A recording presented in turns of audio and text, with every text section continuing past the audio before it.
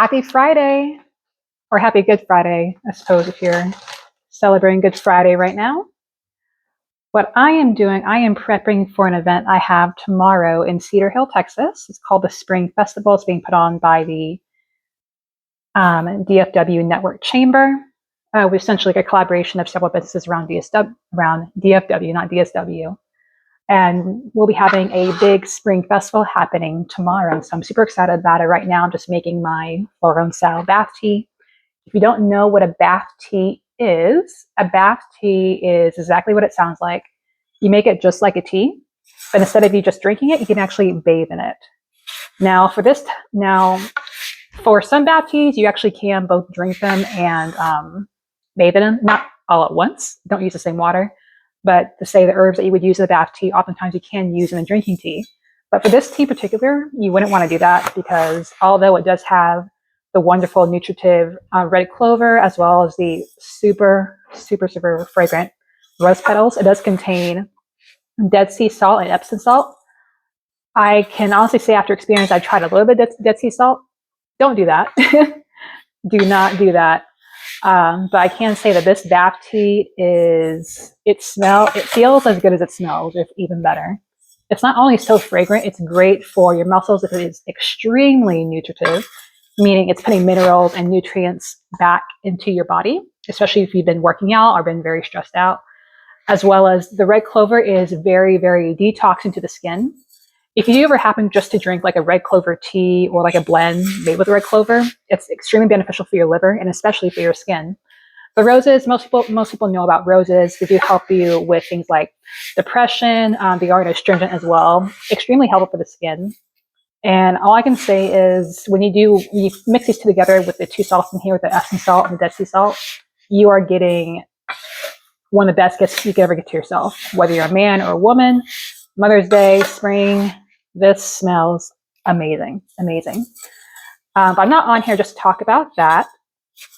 But on here to give you a little inside look on what it is for me to do the process. So I did show you folks the other day about making an oil for salve, as well as I talked a bit about what was I saying? Making bone broth, as well as using food to be your medicine. And just as part of what I'm doing this year since I'm becoming more serious about my business, about my life, you can see here that herbalism, there are multiple ways to do herbalism. The easiest way to do is just to make it part of your everyday life. Do it the way that's natural to you.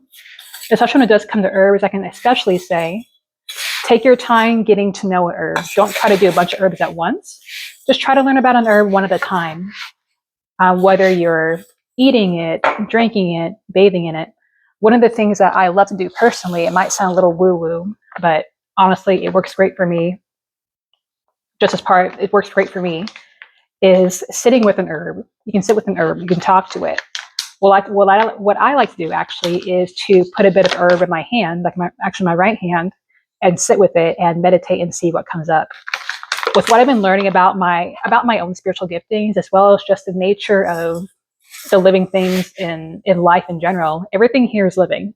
The salt, the herbs, and the metal here, these are all living things. We all may move, we all may respond in our own different ways because we're all different species and whatnot, but we are all living things with our own personalities and our own ideas to communicate or share if we choose to. And plants are exactly that same way. Like, I kid you not, one of my favorite things really is to sit with a plant and just listen to it.